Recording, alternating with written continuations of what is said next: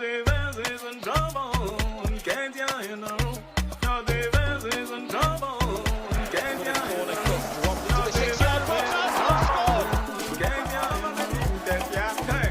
and welcome to episode 16 of the Goal Difference podcast. This is the first time we are coming into an episode with Scarlet on top of the world and Lola at the bottom of the pit of hell. That is where I find myself as we start this episode after what was, I have to admit, we have to admit, everyone has to admit, a huge weekend in the Premier League. Scarlet, you came out of it on top. You came out of it considerably happier than I did. Tell me, how are you? Up to much over the weekend?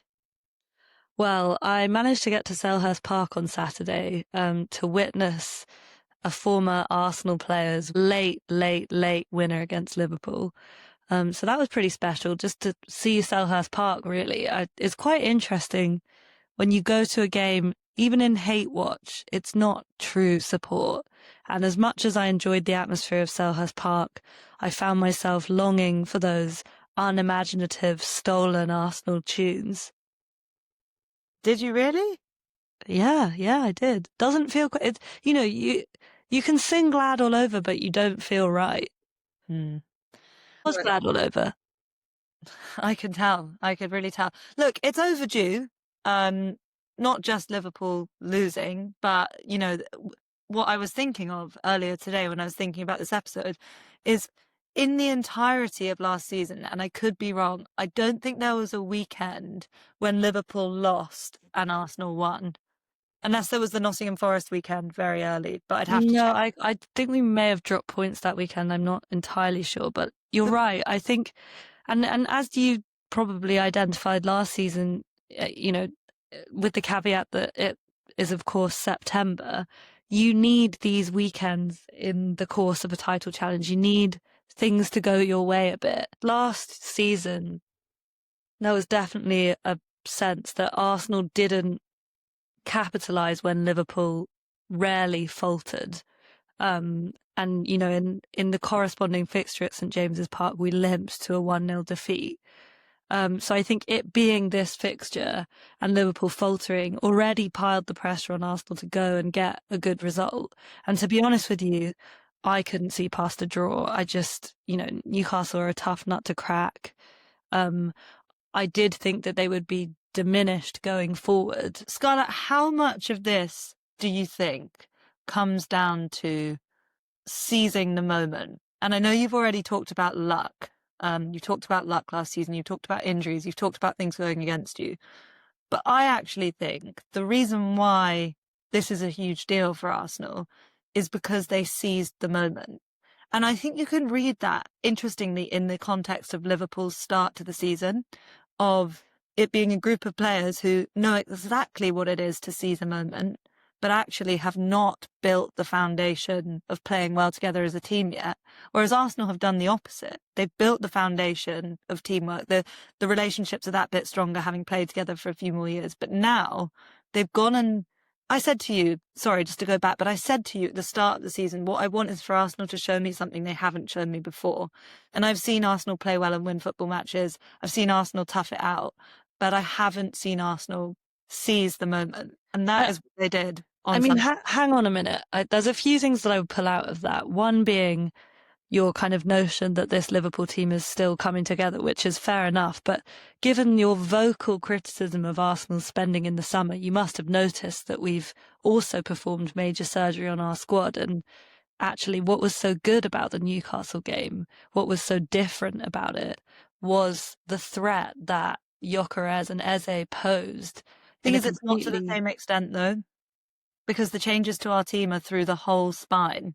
Like, it's not the same. It's just not the same. The positions that Arsenal are making the changes in are not the spine. You've got the spine of the defensive unit, the spine of midfield partnerships. We've added Zubimendi in there to a really crucial position. But the other positions, the other key positions... Gyökeres has gone in up front, which is arguably the spine. And then you're sticking with your left and right wingers from Well, last we season. seem to sometimes have Eze there and sometimes Eze's in the centre. I think it's actually been a very changed Arsenal team in part because of injuries. So I think the argument that like Arsenal have had more time to gel and that's why they could seize this moment is sort of redundant. But I think what's interesting about this notion of seizing the moment is the break of the ball. You know, I was at Selhurst Park. It was the last roll of the dice. It was deep, deep into stoppage time, which Liverpool have profited from in the past. And it was Crystal Palace winning first contact, but it's not a kind of, choreographed opportunity. And it's Eddie Nketiah taking the perfect touch on his chest, it dropping to his left foot, him getting that shot so right that it went through Alisson's legs, And I think when it comes down to it, like despite Arsenal's dominance in the game against Newcastle, it was the tightest of margins that saw us win. I mean, Mikel Merino's header, like, that's not a normal goal. That's not a goal you expect to score. So I think I believe that there is kind of a mentality point to be drawn from all of this, and I certainly have taken massive belief from the result. But I wouldn't say that what I'm seeing is particularly different to what I've seen for many years before. Okay, well, I think I'll just wrap that up by saying the point is, you know, it is about manufacturing that bounce of the ball. It's about manufacturing that half a centimetre to get the shot away or taking the perfect touch. And strangely, rightly, Arsenal deserve praise for turning that around. I know as well as anyone, or Liverpool fans know as well as anyone, how tough it is to go to St James's Park. I think, arguably, Arsenal have now played their toughest 2 away games. So there's that. But this is not to take away from what Arsenal have done, rather to frame what they've done in the context of narratives. And you and me get frustrated a lot about narratives peddled by the media. But the narrative coming out of this is Arsenal seized the moment, Arsenal stood up. And that is, what I choose to believe about it. But the irony is Liverpool have seized the moment plenty of times this season. We beat you at home. We picked up all 3 points when you dropped points at home to Man City. And it's the hypocrisy of the media being like, well, Arsenal have seized the moment, so that makes them favourites to win the title. But when Liverpool do it, it's, oh, well, they're finding a way, but they're doing it by the skin of their teeth. The answer is the truth lies somewhere in the middle. And the truth lies somewhere in what I was trying to say, which is that Arsenal sees the moment while also demonstrating that they can play coherently and well as a team, whereas Liverpool have just seized the moment so far and had flashes of playing well as a team. So interestingly, the acid test for Liverpool is the defeat is out the way. It was a dire performance, and we'll get into how frustrated I am about it. But the response, the best way for Liverpool to respond is not to go and show that they can seize the moment and win in stoppage time. It's to go and produce a 90-minute or 100-minute coherent performance as a team. Is that right? Sure. And I think, you could argue that Arsenal earned the right to win that game by playing in a kind of cohesive and expansive manner in those first 30 minutes. But I think I find it amusing that you're cottoning on to the fact that Sky Sports just say whatever about the title. I think welcome to the club of skepticism, like it's not accurate. Liverpool are not down and out in the title race. Arsenal have not seized the moment, and this is going to see them march onto the title. The truth has always been, as you say, something in the middle, which is that, normally in the Sky Sports kind of version of events, there is a kernel of truth. There is a kernel of truth in that Arsenal struggled to play against a City team that took the lead early and sat in. And there is a kernel of truth in saying Liverpool have scraped through their games. But the reality is Liverpool have, without a doubt, the best attack in the league. That is likely to come together at some point. Arsenal have the best defence and better squad depth. And we'll see what wins out. But I think it's very close. And I think that is the reality and always has been.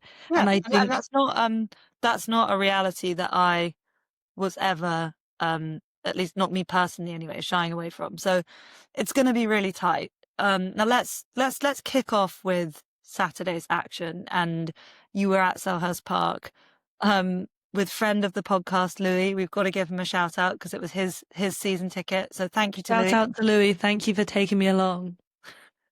But look, I'm just going to fire a few statistics your way.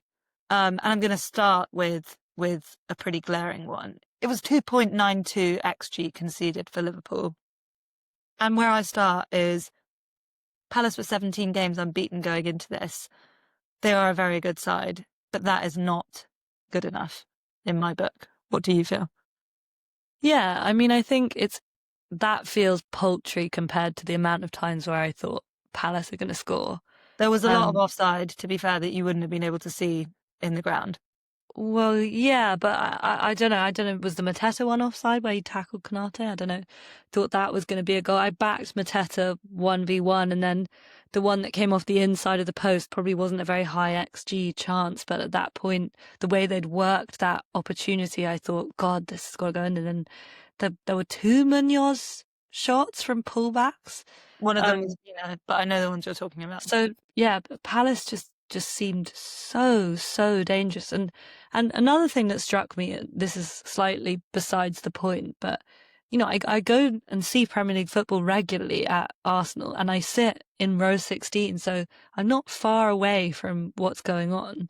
But Selhurst Park being the kind of ground it is, you're closer to the pitch, it's tighter, and we were in row 9, I think.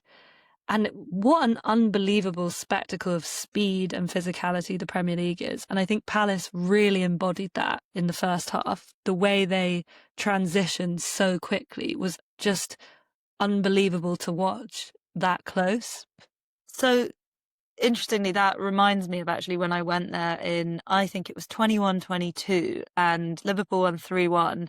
And to set up the third goal, there was a crossfield ball from Trent, of all people.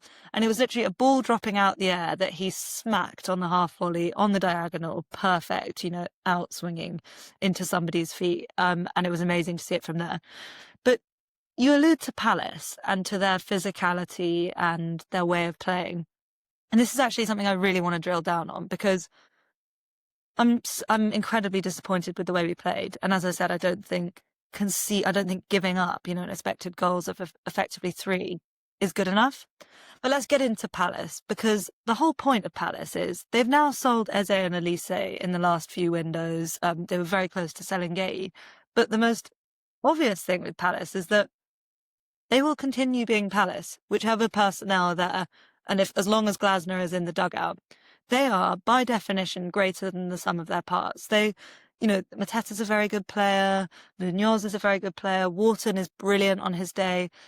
But the crazy thing about Glasner is how he's managed to make someone like Will Hughes look like a kind of top draw Premier League midfielder. So here's the crux of it for me. Palace as a team equate to an operation functioning as greater than the sum of its parts. And that's brilliant. Everyone knows their role and they transition with such ferocity and pace and power.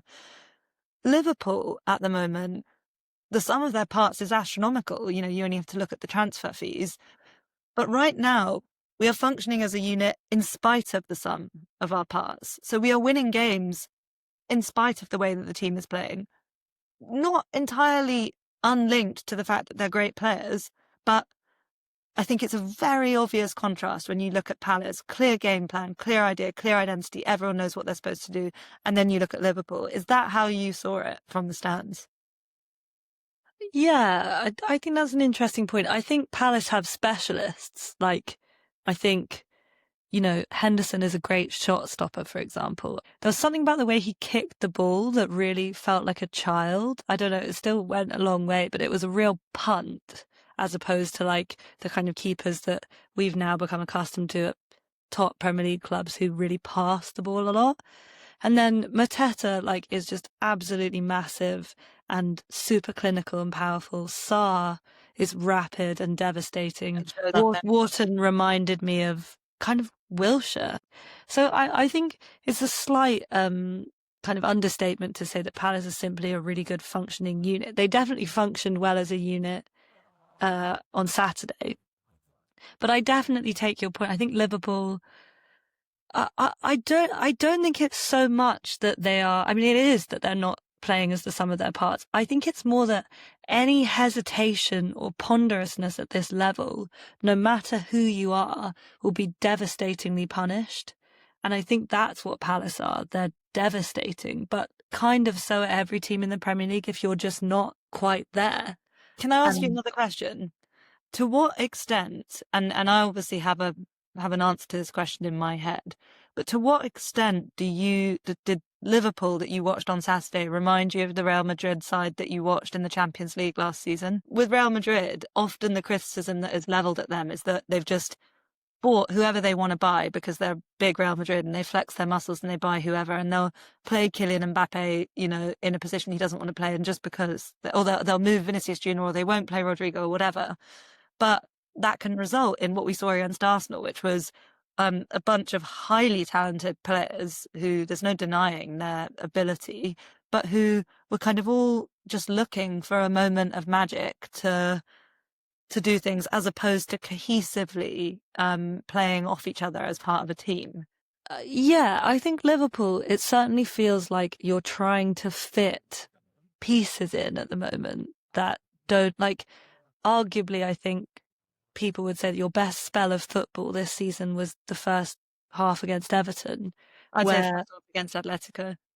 yeah, okay, or Atletico, but I suppose I think Verts is a problem, to be honest. And seeing him and seeing the way the team was kind of working around him felt like, I mean, it got better in the second half, but in the first half, he just kept running into challenges. And then I think you've got problems at fullback because you've recruited Kirkez and Frimpong, who Slot clearly doesn't quite trust. I mean, Frimpong, whether he's just a fullback or something else, I'm sure you'll enlighten me. But Bradley, there's a reason why they recruited someone else because he clearly doesn't feel either that Bradley is either fit enough or consistent enough to be that starting fullback. So gone Maybe from having, the best, arguably the best fullback pairing in world football for several years to a situation where I'm looking at your fullbacks and I'm thinking, I don't really know who starts or, the rationale for why people are starting, like why Soboslai is moving out to right back is because he's the best of a bad bunch, and actually his passing range suddenly starts to resemble someone who's gone out the door in the summer.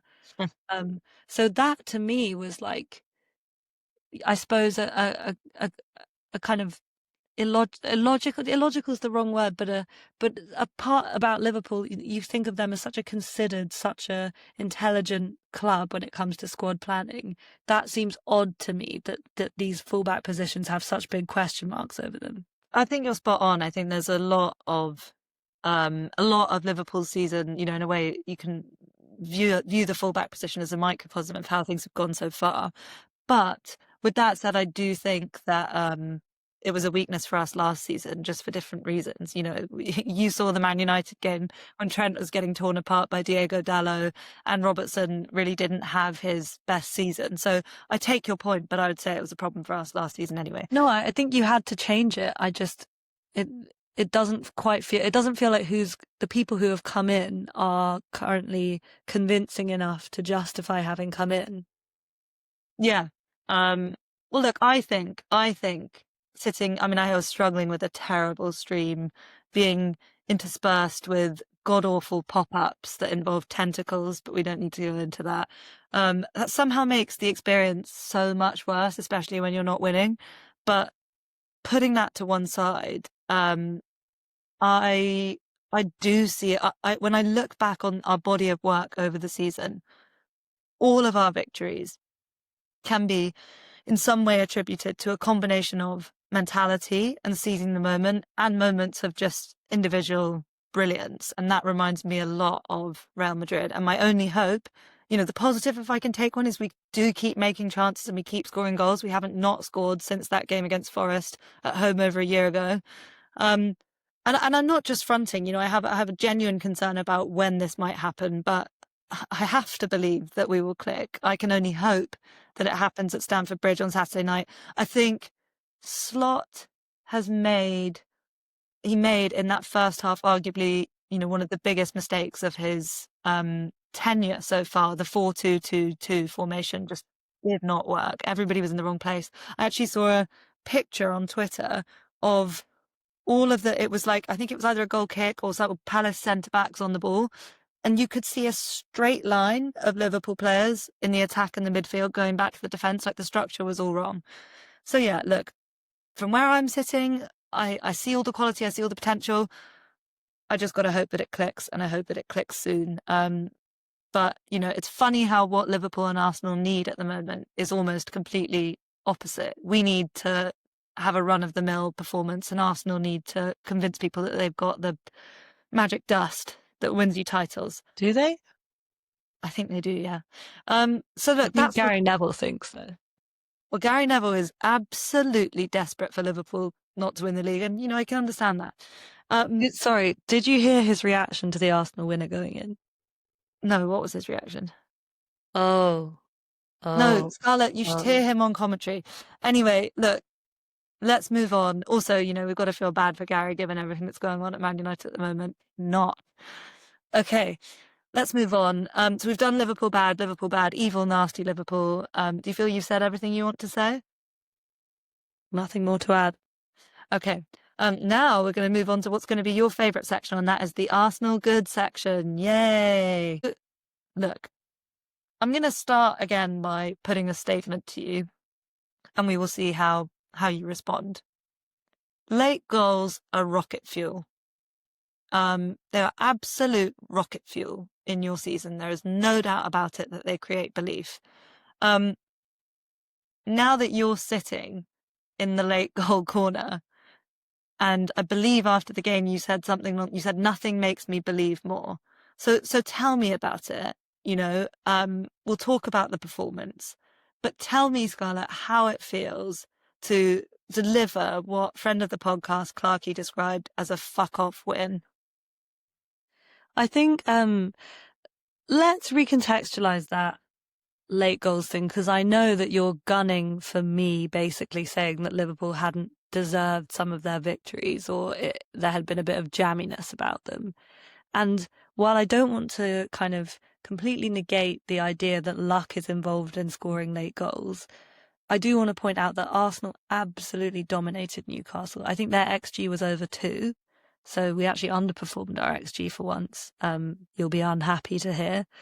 But the reason why I think that game gave me such belief was not just because we won at St James's Park, which we haven't done for a few years, but more because, and you may well have your own version of events here, it feels like everything conspired against us, but we found a way.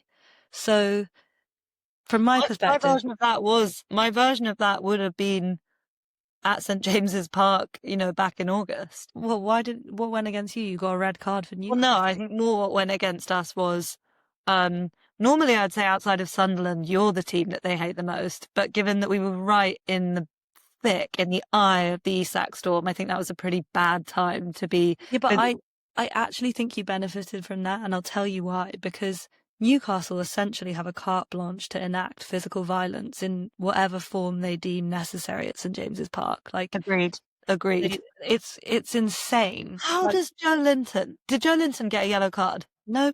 And you know what the first thing Joe Linton did in the game? The first thing he did was absolutely clatter Saka.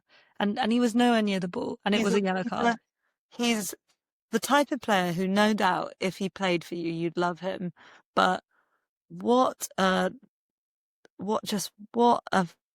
terrible bruiser he is in the midfield. How does he get away with it? There's a very nice highlight going around of Timber shrugging off Joe Linton with a Cruyff turn and then somehow leaving Bruno Guimaraes contorting on the floor, which is quite satisfying. Yeah, but yeah, so you can get in the bin as well, Bruno. Yeah, so they have their carte blanche to do anything to you physically. I don't know if you saw that Gyökeres was pulled down to the ground by his mouth and nose. And so the kind of line on that is that they just wanted to do his celebration for him. But we played very well, created a few openings, and then got the penalty, which really would have been a moment where the momentum turned towards Arsenal. And you kind of think when that kind of thing happens in a game of that magnitude, like, no way, really? Like, this isn't really happening to us. This never happens. So you get the penalty that looks like a stone wall. On the replay, I see that Pope touches the ball. I'm not a denier of that. But I think when you put it all together, you put the VAR deliberations together, you add in the fact that anywhere else on the pitch that's foul, and you add in the fact that the contact that Pope gets on the ball is minuscule, I cannot understand why VAR get involved to persuade Jared Gillett to not give the penalty, because this may have escaped you, but on the, I think, NBC broadcast, they were narrating what they were hearing from the VAR dialogue with Jared Gillett. And they were like, okay, so Jared Gillett's really confused. He's having to have it explained a lot of times to him why they're leading him to the conclusion that it's not a penalty. Can I just say one thing? You know, there was a conspiracy doing the rounds, and I don't know if this is true, that Jared Gillett's a Liverpool fan. Yeah, he is. Irony being, he tried very hard to give that penalty. It wasn't him who didn't give the penalty. I know. I know. And I also found it kind of ridiculous on Sky when they talked about the VAR intervention, and Kelly Cates was like, well, they didn't overturn it. They just suggested that he go to the monitor, as if that's not essentially them saying overturn the decision. But anyway, that goes against you. St James's Park is up after a period of being down because we're all over them. Trossard hits the post after a beautiful move, and you just think, we've got it, like, one of these has to go in. And then, of course, their first sight of goal is a header from a well-worked short corner, and that's it. And Gabriel's on the floor. He shouldn't have been on the floor. That was poor. And I really do feel in that situation like, okay, Nick Voltemada is 9 foot or whatever, but Gabriel's not small or insignificant in the air. So, look, maybe Voltemada was always going to get that header, but surely Gabriel jumping in front of you would affect you quite a lot. So I'm just like, I don't know why he didn't make himself really big and go for the ball. But anyway, they score, the crowd's up. It's the classic St James's Park scenario where you're like, you know, they're snapping into tackles. Bruno's geeing up the crowd every time he gets to the sideline. And so the reason why I think this gave me such belief is because we came from there. And not only did we come from there and create some decent chances, we came from there and then went through a period in the game where we really weren't doing much of anything. But we didn't panic. You know, Mikel Arteta did throw the kitchen sink at it, as he did in the City game, and for some reason now he's praised for having the handbrake off, but whatever. And we scored our usual goals. We did our usual set piece and headed goals. So okay, so I want to come in on that. And this is again giving Arsenal massive credit for getting out of St James's Park with 3 points. We didn't manage to do that last season. We managed to do it the season before in the most ridiculous circumstances, down to 10 men and those 2 Darwin Núñez goals. So it's really hard there. it's a bear pit. Yeah, absolutely. Full credit must go to Arsenal, because I didn't, I hoped that there might be a draw or even a Newcastle win, and I thought there was a pretty reasonable chance of that happening. But I do just want to pick up on something you said, which is that you got your usual goals. Now, again, caveat with the fact that you score however you take whatever goals you can get at St James's Park. But could you look me in the eye and tell me that you didn't wish that Arsenal were producing more output from open play? No. So that you can't look me in the eye and tell me that? No, because I think Arsenal looked uniquely fluid in the first half. And I think the irony of having scored 2 set pieces at the end to win it is, of course, that, I was kind of quipping that it's the usual Mikel Arteta, but particularly the first half was anything but the usual Arsenal. It was so populated by things we're not used to seeing. Like, I don't think Gyökeres has quite yet sharpened completely to a point in front of goal in the Premier League, but he absolutely tore him behind all game against an incredibly physical Newcastle defence, and he was a problem. You can tell when players are causing a problem for the other team, and it wasn't just that. It was his one-touch play and his hold-up play. He just popped the ball off really well and stayed in control in a way that, he's been sacked a few times in big games. The way we attacked in the first half and the chances we created were not like what I usually crazy. It wasn't moving the ball from side to side and putting the cross into the back post. It was quick, it was dynamic, and it was transitional, which is very, very different to what we normally see from Arsenal. Okay, so there's only really one way to round this all up, and that is Arsenal winning the league, aren't they, Scarlett? I've never at any point said Arsenal are winning the league, but I did think, and I still think, that we're in with a really good shout. I'm sorry to be boring, but that's the truth. Get off the fence. Do you know what? Sorry, do you know what I think about this? Is the ridiculousness of it is we might have lost at St James's Park. We could well have lost. And then we would have been 5 points behind you and still in the title race. Like, it is September. But It's also, but it's also about how you feel. And it's so interesting. When I was sitting in the pit of despair, after reading, because my stream broke about Eddie Nketiah's goal, I was thinking genuinely, and this isn't rage bait, as I know our YouTube viewers are very worried about. I was thinking Scarlett's been here. She's literally been here. And now she will be at a point where she, you build up your feeling of invincibility begins to restore. It's a natural part of being a football fan. I feel more hopeful than I did, on Saturday evening now.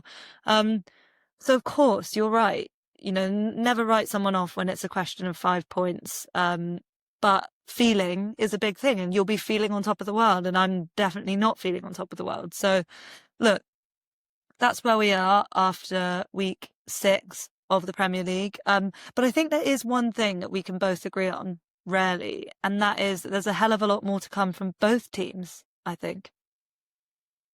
yeah, I think Arsenal played very, very well on Sunday. And I was impressed with them in the way that Arsenal are normally impressive and good, but in a way that was beyond that. So, if there's more to come, I'm excited. But if that's the level, I think that's a pretty good level where Is we there more were to for the come from first half Liverpool, hour. do you Huh? think? Is there more to come from Liverpool, do you think? Well, there has to be, doesn't there? Or there isn't. And then who are you? Your City last season. Either your City last season or your Bayer Leverkusen when they won the league. They were invincible, so we can't be buying Liverpool. Well, I was more referencing the kind of late shows to turn games around. And you did get your late goal on the weekend. Yeah. There was a funny parallel which occurred to me from the last time we won the league, or when we won the league in 2020, but it's slipped out of my mind now. Casually mentioning your title wins. 'Cause that's all you've got at the moment Yeah. in your pit of But what despair. I've got to hold on to is those Premier League titles. Terrible, terrible. Anyway, look, I'll just hold my gold one. do you even remember that? Yeah, I went to the Or parade. that you don't, do you remember any of the games? I remember the parade. Doesn't count. Okay. Um, let's move on, and let's just very, very briefly cast our eyes ahead to what is to come. And that is a Champions League week, and then another big weekend of Premier League football before the international break. You tell me, Lola, how are you feeling going into this Champions League week? Well, Scarlett, the answer is not great. We are literally going to hell on Tuesday night. And it's just not the type of place where it's certainly possible that there's a statement performance, because Galatasaray's level is really hard to quantify. They've won all 6 of their games in the league, but they came unstuck 5-1 to Eintracht Frankfurt in their only Champions League game so far. So who knows what their level is. And also at home, that somewhat goes out the window because we all know about their crowd. And then, of course, we go to Chelsea. They are their own basket case, but you absolutely know that they'll want to stick one on us. They always do. That's just, them's the breaks if you're Liverpool. They don't have any defenders at the moment, I don't think. Yeah, I think someone told me, a Chelsea fan told me, that the starting pair for them is likely to be Josh Achampong and who was the other one? Another complete Jurel Hatto and Josh Achampong. Look, if Isak can't make hay against those two, then what are we all here for? You have got Olympiacos, is that right? Yes. Are you looking forward to that, Olympiacos? Yeah, first home game of the Champions League campaign. Be good to get back out there and hear the theme tune. And take along friend of the podcast, Jake, who... You sing along to the Champions bit? No. You definitely do. Why would I do that? Seem like someone who would. Very funny. Yes. And who have you got this weekend? We've got West Ham. And actually, a little plug for me is that I will be partaking in the live from N5 Arsenal official broadcast. So watch out, any Arsenal fans who choose to watch the official Arsenal broadcast of our matches, which I'm sure you're all very familiar with. And also to add to that list of plugs, while I'm at it, I was lucky enough to appear on Route 1 today, which is not a spin-off podcast from The Goal Difference, even though seemingly Lola was on it as well. But the lovely Ian McIntosh was kind enough to ask me my opinion about St James's Park, and I realised I should have said that the reason why my voice is kind of husky and smoky is because of my rampant celebrations at the final whistle against Newcastle.